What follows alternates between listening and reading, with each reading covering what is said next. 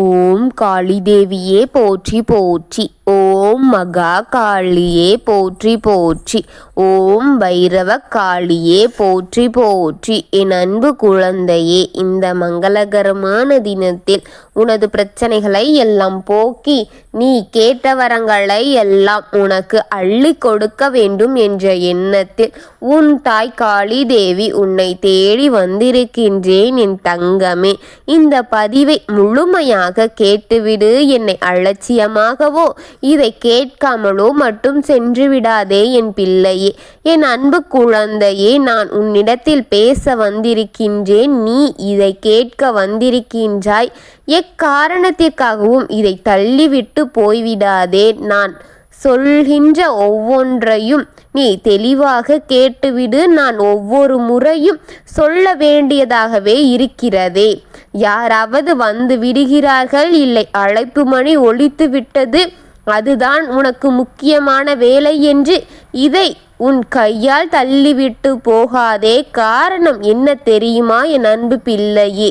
ஏதோ ஒரு வழியில், ஏதோ ஒரு வார்த்தையின் வீரியத்தில் உன் எதிரி இப்பொழுது பாதிப்புக்கு உள்ளாக போகின்றான் என் தங்கமே. அந்த பாதிப்பின் அடிப்படையில் உனக்கு எந்த கர்மாவும் சேர்ந்துவிடக்கூடாது, எந்த பாவமும் உன் மடியில் நீ சுமக்கும்படி ஆகிவிடக்கூடாது என்பதை நான் தடுத்து நிறுத்தத்தான் நான் இன்று உன்னை தேடி வந்திருக்கின்றேன். நான் பொழுதுபோக்குக்காக உன்னிடத்தில் பேசவிட வேண்டும் என்று நான் வரவில்லை என் பிள்ளையே என்பதை முதலில் நீ புரிந்து கொள்ள வேண்டும். நான் உன்னிடத்தில் பேச வருகின்ற ஒவ்வொரு காரியமும் உனக்காகவே என் தங்கமே. என் செல்ல பிள்ளையின் வாழ்க்கையில் எல்லாவற்றிற்கும் காரணமானவர்கள் இழப்பதற்கு காரணமாக போகிறார்கள். அடிக்கடி நிமிடத்திற்கு நிமிடம் என்று இனி இழப்புகள் சொந்தமாக போகிறது அவர்களுக்கு என்பதை சொல்வதற்காக வந்திருக்கின்றேன் என் பிள்ளையே. ஏன் தாயே சொல்கிறீர்கள்? அவன் நன்றாகத்தானே இருக்கின்றார். என்ன தாயே நீங்கள் சொல்கின்றீர்கள்? நம்பும்படி கொண்டு வந்திருக்கின்றேன் என் தங்கமே. அவன் நன்றாகத்தானே நடமாடிக் கொண்டிருக்கின்றான். அவன் சந்தோஷமாகத்தானே சிரித்து கொண்டிருக்கின்றான். அவனுக்கு இழப்பு வரப்போகிறது என்று நீ நினைக்கின்றாய், எனக்கு தெரிகிறது என் பிள்ளையே. மனிதர்களுக்குத்தான் நீ வாயில் விட்டு சொல்லவிட வேண்டும், கூற வேண்டும். என்னிடம் நீ எதையும் வாய்விட்டு கூற வேண்டாம். உன் மனதில் என்ன நினைக்கிறாய் என்று எனக்கு தெரியும். இப்பொழுது அவன் வாய்விட்டு சிரித்து கொண்டிருக்கலாம், இப்பொழுது அவன் அழகாக நடமாடிக்கொண்டிருக்கலாம். உன்னை பார்த்து ஏளனமாக சிரித்து அடுத்த நிமிடம் என்ன நடக்கிறது என்று உனக்கே தெரியும் என் பிள்ளையே. அந்த நேரத்தை நடப்பதை நானே உனக்காக செய்திருக்கின்றேன். தானாக உன் கண்களில் அதை பார்த்து கொண்டிருப்பாய். அடுத்த நிமிடம் என்ன நடக்கப் போகிறது என்பது உனக்கு தெரியாது அல்லவா? அப்பொழுது நான் சொல்லுவதை ஏளனமாக நினைக்கின்றாயே. அடுத்த நிமிடம் என்ன நடக்கும் என்று யாருக்கும் சொந்தமில்லாத ஒன்று நாளைக்கு என்பது யாருக்கும் உறுதியானது அல்ல என்பதே உண்மைதானே என் பிள்ளையே. நானே உன்னிடம் பலமுறை சொல்லி இருக்கின்றேன், எந்த வேலையையும் நாளை பார்த்து கொள்ளலாம் என்று விட்டு விடாதே. இன்று என்பது ஒவ்வொருவருக்கும் உறுதியானது, ஒவ்வொருவருக்கும் உண்மையானது என்பதை தெரிந்துகொள். நாளை என்பது யாருக்குமே நிரந்தரம் இல்லாதது. நாளை இந்த வேலை பார்த்து கொள்ளலாம் என்பது அனைவருக்கும் ஏமாற்றத்தை உணர்விப்பதற்காகத்தான் என் தங்கமே. அதன்படியாக இருக்கும். போதும் என் பிள்ளையே. உன் எதிரிகள் சுகமாக வாழ்ந்து கொண்டிருக்கின்றார்கள் என்று நீ சொல்வதெல்லாம், உன் எதிரி சுகமாக வாழ்கின்றார் என்று நீ சொல்லலாமா என்று நீ யோசி என் தங்கமே. யோசித்து பார் என் பிள்ளையே. பாவத்தை சுமந்து கொண்டிருப்பவன் பாவத்தில் என்று வேணாலும் மூழ்கிவிடலாம் என்று தெரிந்து கொள் பிள்ளையே. தெரிந்து கொள்ளும் நேரம் வந்துவிட்டது பிள்ளையே. உன் வாயில் உன் எதிரியை திட்டியிருக்கின்றாய் அல்லவா? பலமுறை உன் வயிறெறிந்து அவனை பேசியிருக்கின்றாய் அல்லவா? அது அனைத்துமே அவனுக்கு பாதிப்பு உண்டாக்கும்படியான உன் வார்த்தைகள் படிந்து இருக்கின்றது. ஆனால் அவனுக்கு உடனுக்கு உடன் பாதிப்பு ஏன் இன்னும் வரவில்லை, ஏன் இன்னும் சுகமாக இருக்கிறார் என்று கேட்காதே. ஆடும் வரை ஆடட்டும், உன் ஆட்டத்தை பார்க்கிறேன். அந்த நேரம் வந்தவுடன் உன்னை அடிப்பேன் என்று அந்த நேரத்திற்காக உன் தாய் காத்திருக்கின்றேன் என்பதை புரிந்து கொள் என் பிள்ளையே. அது மட்டும் அல்லாமல் உன் எதிரியை பார்த்து எல்லாம் உன் தெய்வம் பயப்படாது என்று உனக்கு தெரியும் அல்லவா? அது எவனாக இருந்தாலும் அழித்து தீருவேன் என் பிள்ளையே. அழிக்க தேடுதல் அழிப்பதற்கு வந்துவிட்டால் அழிவை சுமந்து கொண்டிருக்கின்றான், அழிவை சார்ந்து கொண்டிருக்கின்றான் என்பது தெரியும் அல்லவா? உனக்கு அனைத்தும் தெரிகின்றும் அல்லவா? ஆனால் எதுவும் தெரியாமல் மாட்டிக்கொண்டாயே. உனது குணம் தெரிந்து மாட்டிக்கொண்டாய். உன் குணம் தெரியாமல் தான் உனக்கு அவன் எதிரியாக துரோகியாக மாறியிருக்கின்றான் என் பிள்ளையே. ஒரு காலத்தில் அவன் உன்னிடம் எப்படி பேசியிருக்கின்றான், எப்படி பழகி இருக்கின்றான் என்றெல்லாம் நினைத்து பார்க்காதே. அவனை நீ எப்படி நம்பி ஏமாந்து இருக்கின்றாய் என்பதை புரிந்துகொள். உன்னிடத்தில் எப்படி பாசத்தை காட்டினான், உன்னை எப்படி ஏமாற்றி அவனுக்கு அதிகமாக உன்னிடத்தில் இருந்து எத்தனை சுலபமாக அவனை நீ எத்தனை உதவிகளை செய்து பெற்று இருக்கின்றாய். ஏன் இப்படி அவன் உனக்கு எதிரியாக மாறினான்? ஏன் அவன் இப்படி துரோகியாக மாறியிருக்கின்றான்? ஏன் இப்படி உனக்கு பல பிரச்சனைகளை உன்னிடம் கொண்டு வருகின்றான்? உனக்காக எதிர்ப்புகளை அவன் எதிரென்று செய்து கொண்டிருக்கின்றானே பிள்ளையே. இதற்கெல்லாம் காரணம் உன்னிடத்தில் இருக்கும் கர்மா என்பதை தெரிந்து கொள்ளின் பிள்ளையே. கால சூழ்நிலைகளும் உனது கர்மாவுமே காரணமாக இருக்கின்றது. நல்லவனை கூட எதிரியாக மாற்றி கெட்டவனாக உனக்கு எதிராக மாறி உனக்கு பிரச்சனைகளை கொடுத்து பல வகையில் உன்னை சுமக்க வைத்து வேதனைகளை சுமந்து கொண்டிருக்க வைக்கின்றது. நான் சொல்வது அனைத்துமே புரிகின்றதா தங்கமே? நம்பி ஏமாந்து நீ நம்பி ஏமாந்து கொண்டிருக்கின்றாயே. ஒவ்வொருவரையும் நல்லவர் என்று உன் மனம் ஏன் நினைக்கின்றது என் பிள்ளையே? நீ இப்படி நம்பி ஏமாந்து இருக்கின்றாயே. இனியாவது உன் வாழ்க்கை பாடங்களை கற்றுக்கொள் என் தங்கமே. அனைத்தையும் கற்றுக்கொண்டு யார் நல்லவர் கெட்டவர் என்று புரிந்து வாழ் என் தங்கமே. யார் நல்லவர் யார் கெட்டவர் என்பதையெல்லாம் புரிந்து கொள் பிள்ளையே.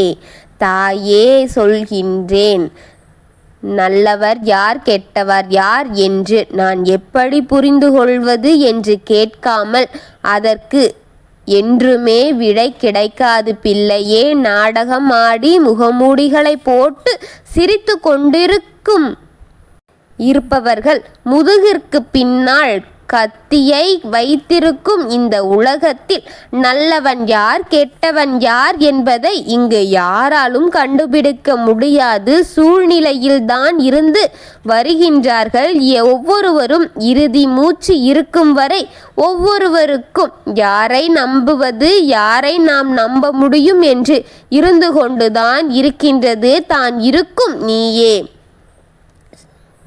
அப்படி இருக்கும் காலகட்ட சூழ்நிலையில் நீயேதான் சுதாரித்து கொள்ள வேண்டும் பிள்ளையே. உன் வாழ்க்கையில் நீயேதான் காப்பாற்றிக் கொள்ள வேண்டும். உன்னை பற்றி எந்த ஒரு ரகசியங்களும் யாரிடமும் சொல்லாதே. உனக்கு நல்லது நடந்தாலும் சரி, கெட்டது நடந்தாலும் சரி, எந்த மனிதர்களிடமும் சொல்லி அழாதே பிள்ளையே. சரியாக இருந்தாலும் தவறாக இருந்தாலும் நீயே சமாளிக்க பழகிக்கொள். சிரித்தாலும் அழுதாலும் சமாதானம் நீயே ஆய்கொள். யாரிடமும் அந்த சமாதானத்தை தேடாதே என் செல்வமே. நான் சொல்லும்படி இருந்துவிட்டால் யாரிடமும் உன் எதிரி ஆக மாட்டார்கள். எதிரிகளை துளைக்கலாம் என் தங்கமே. நான் சொல்வதை கேட்காமல் போனாயானால் இன்னும் புதிய எதிரிகளை எல்லாம், துரோகிகளை எல்லாம் உனக்கு உறுதியாக்கி கொண்டேதான் என் தங்கமே. கவனமாக கேள். யாரிடமும் எதையும் பேசாதே. வார்த்தைகளை கட்டுப்படுத்து. யாரிடமும் எதையும் பேசாதே குழந்தையே. பேசிய வார்த்தைகளை விட பேசாத வார்த்தைகளுக்கு மதிப்பு அதிகம் என் தங்கமே என்பதை புரிந்து கொண்டு மௌனமாக இரு. யாரிடமும் எதையும் பற்றியும் பேசாதே. அப்படி பேசி உன்னுடைய பெயரை கெடுத்து கொள்ளாதே.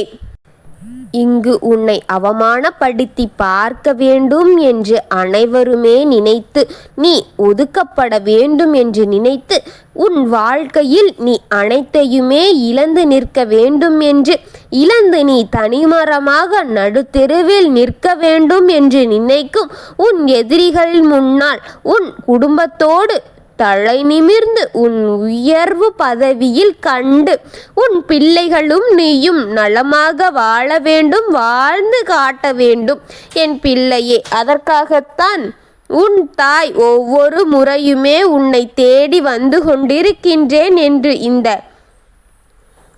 இந்த கர்மவினையின் பழத்தை சுமந்து விடாதே என்று நான் கூறுகின்றேன் பிள்ளையே.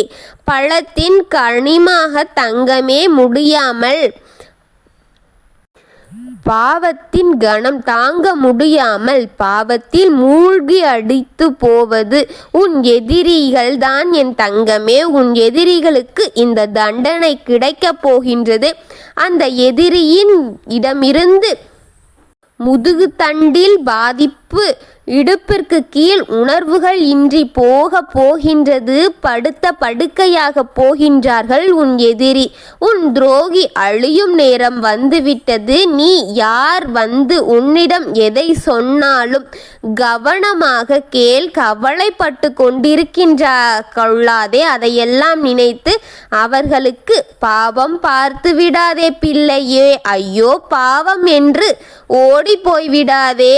அவன் செய்த அனைத்துமே நினைவில் வைத்து கொண்டு அனைத்தையும் தேடி போகாதே. மீறி அவனை தேடி போனாயானால் நீ சொன்ன வார்த்தைகளும் நீ விட்ட பாவங்களின் பலனும் அவனுக்கு பாதித்து இருக்கின்றது. அதை அனைத்தையும் நீயே தேடி சென்றாயானால் உனக்கே திரும்பிவிடும். இதையெல்லாம் நினைவில் வைத்துக்கொள். வார்த்தைகள் உன்னால் பாதிக்கப்பட்டுவிடும், உன்மேல் பாதிக்கப்பட்டுவிடும். பாவம் எல்லாம் உனக்கு திரும்பி சேர்ந்துவிடும் என்பதை எல்லாம் தெரிந்து கொள் என் குழந்தையே. எல்லாம் தடுத்து நிறுத்த வந்த உன் அன்னையின் வாக்கை கேட்காமல் போய்விடாதே. இத்தனை தட்டி விட்டு சென்று விடாதே. பழத்தை சுமந்து கொண்டிருக்கின்றாய் என்பதை மறந்து விடாதே பிள்ளையே. தெய்வ வாக்கை கொடுக்க வந்திருக்கின்றேன். என்னை அலட்சியப்படுத்தி விடாதே. உன் அன்னையை மறந்து விடாதே. என்னை அவமானப்படுத்தி விடாதே பிள்ளையே. நான் சொல்வதை கவனமாக கேள். உன்னுடைய ஒவ்வொரு எதிரிகளையும் ஒவ்வொரு துரோகிகளையும் நான் பார்த்து கொண்டுதான் இருக்கின்றேன். அவர்கள் அனைவரும் உன் கண்முன் அழிய போகின்றார்கள். வெகு நாட்கள் இல்லை, மிக குறுகிய நாட்கள் எல்லாம் இது நடக்க போகின்றது. இது நிச்சயமாக நடக்கும் என் பிள்ளையே. உன் எதிரிகள் உன் கண்முன்னே அழிவார்கள் என் தங்கமே. உன் வாழ்க்கை உயரும் என் பிள்ளையே. நீ நிம்மதியாக வாழும் நேரம் வந்துவிட்டது. அவனின் பாவம் அவனையே கொல்லும் நேரம் வந்துவிட்டது தங்கமே. எந்த பாவம் செய்யாத நீ, எந்த பழியும் செய்யாத நீ வேண்டும் என்பதை மறந்துவிட்டு சென்று விடாதே என் பிள்ளையே. என் வாழ்க்கை ஜெயம் பெறட்டும், உன் வாழ்க்கை ஜெயம் பெறட்டும் நேரம் இது என் தங்கமே. உன் வாழ்க்கையில் நீ ஜெயிக்கப் போகின்ற நேரம் இது பிள்ளையே. உன் வாழ்க்கையை உயரும் நேரம் இது. எந்த நேரத்தில் இதை கேட்கும் என் அன்பு பிள்ளைக்கு எந்த ஒரு குறையும் இன்றி நான் பார்த்து கொள்வேன். நான் இருக்கின்றேன். உன் வாழ்க்கையில் இழந்ததை கொடுப்பேன். நீ தேடிக்கொண்டிருப்பதையும் கொடுப்பேன். உன் கண்முன் கொண்டு வருவேன் என் பிள்ளையே. இது சத்தியம். இது நடந்தே தீரும். இது இந்த தெய்வத்தின் வாக்கு. உன் தாய் நடத்தி கொடுப்பேன். நல்லதை நினைத்து நல்லதையே செய்து வரும் என் பிள்ளைக்கு எல்லாவற்றையும் நல்ல முடிவுகளாக நல்ல தீர்வுகளாக கொடுத்து உன் வாழ்க்கையை ஜெயம் பெற செய்வது இந்த தாயின் கடமை என்று நன்றாக தெரியும் என் தங்கமே.